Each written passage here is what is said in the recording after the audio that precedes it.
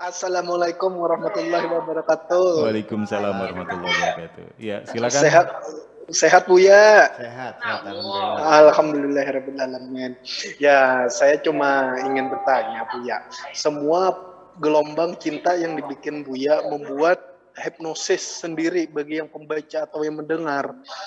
Nah, terkonsep sangat bagus. Jadi saya mau tanya Buya, bagaimana sih caranya Buya membuat gelombang cinta itu sampai membuat imajinasi seorang pembaca melayang, atau apakah Buya menulis gelombang cinta itu dengan intuisi atau bagaimana, gitu aja Buya yang ingin saya tanyakan. Karena gelombang cinta Buya semuanya saya baca ini adalah puisi-puisi para dewa.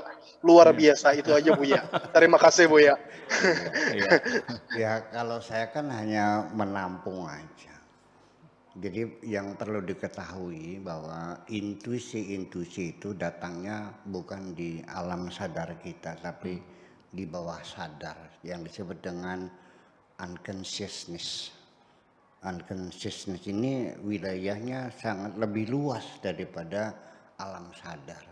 Intuisi, ilham, wangsit ya dan sebagainya, wahyu itu masuknya di alam bawah sadar. Yang perlu kita garis bawahi bahwa alam sadar itu wilayahnya, ruangannya jauh lebih besar daripada alam sadar. Bahwa alam sadar kita terbatas ketika kita sedang memikirkan sesuatu, terfokus kepada satu masalah saja, tidak lebih. Kalau kita lagi minum kopi, ya sudah, kita artinya hanya fokus minum kopi. Kita tidak ingat tentang lagu, tidak ingat tentang teh, tidak ingat tentang kopior dan sebagainya. Ya, kita sedang menghadapi Pak Afkari, ya semuanya terlupakan, fokus. Tapi di dalam alam bawah sadar itu kita bisa mengerjakan banyak hal dalam saat yang sama. Ya, artinya kalau kita sedang menyusun lagu, kita mikir, ya sudah semuanya terlupakan. Nah, jadi keterbatasan alam sadar itu sendiri sesuatu hal yang lumrah, memang seperti itu. Kalau kita menghadap ke barat, itu pasti kita dalam waktu yang sama membelakangi timur, betul nggak? Ya, terlupakan semuanya. Dan kita akan meninggalkan utara dan selatan, kita menghadap ke barat. Itu adalah ruang sadar.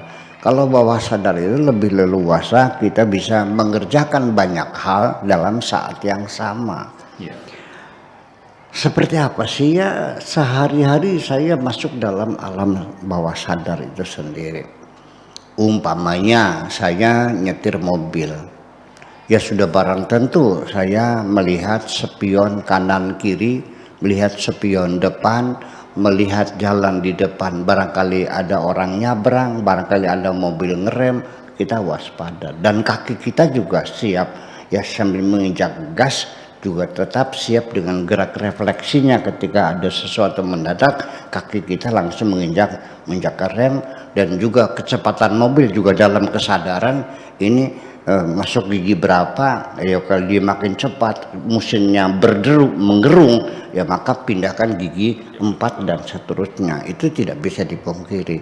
Tetapi dalam saat yang sama, dalam ruang bawah sadar itu, saya bisa menikmati lagu Celine Dion kok, The Power of Love. Itu saya menikmatinya.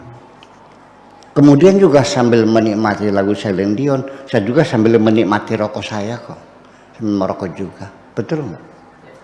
Dan juga dalam saat yang sama saya merancang ya, materi tema ceramah yang akan saya sampaikan juga, modul-modulnya,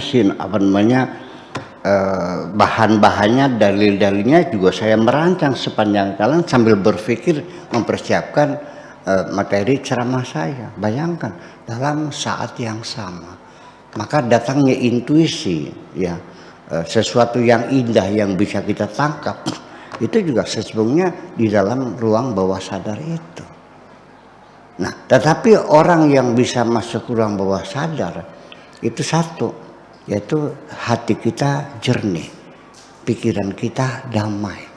Kita tidak sedang dalam keadaan cemas, ketakutan, kesedihan, kebencian, kemarahan. Nggak ada. Jadi kalau kita ingin banyak mendapatkan intuisi sehingga kita menjadi produktif, ya rawatlah hati Anda selalu dalam keadaan damai. Terima kasih, itu aja.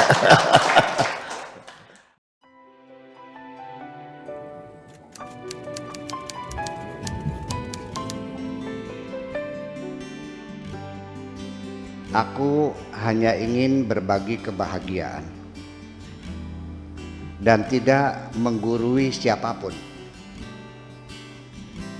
Terlalu sulit bagiku untuk menyalahkan siapapun. Akan tetapi apabila ada orang yang ingin mengisi raportku, tentu aku sangat gembira sekali.